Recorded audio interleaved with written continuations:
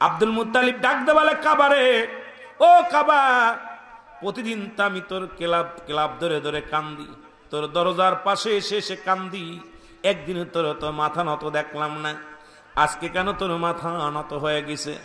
কাবা বলে, Abdul Muttalib তুমি জানো না, ও আব্দুল মুত্তালিব তুমি জানো না, কারণ এই পৃথিবীর মধ্যে যার জন্য আমি কাবার এত দাম, যার জন্য কাবার এত মর্যাদা, যার জন্য কাবার এত দাম, সেই কাবা রাহমাতুল লিল আলামিন দুনিয়ার বুকে আগমন করেছে।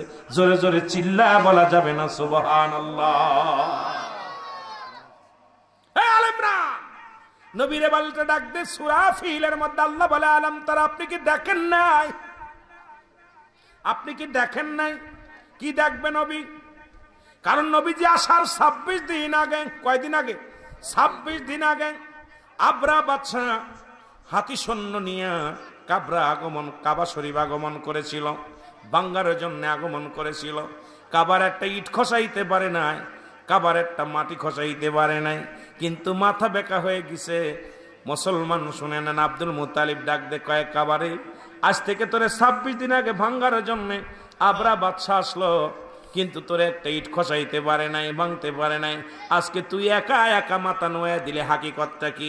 কাবা কয়, আব্দুল মুত্তালিব তুমি জানো না, জানো না, আমি কাবা রাহমাতুল লিল আলামিন দুনিয়ার মধ্যে আগমন করেছে। জোরে জোরে চিল্লায় বলো মারহাবা, আর একটু জোরে জোরে চিল্লায় বলেন আল্লাহু আকবার। কাবার জবান খুলে গেছে। এখন নবী যে কত আগে ছিল তার প্রমাণ সূরা ফিল পড়েন না। আল্লাহ বলেন, আলাম তারা, আপনি কি দেখেন নাই? নবী তো তখনও আসেন নাই। কথা বলেন না কেন? শরিয়াতে তখনও নবী আসেন নাই, অথচ আল্লাহ বলতেছেন, হাবিব আপনি কি দেখেন নাই? কি দেখবে? নবীতে ওই হাতি বাহিনী কেমনে, হস্তি বাহিনীকে আমি কেমনে সাইজ করেছিলাম আপনি দেখেন নাই? আমার নবী তো তখনও শরিয়াতে আসেন নাই। তাহলে ইয়া দ্বারা বোঝা যায়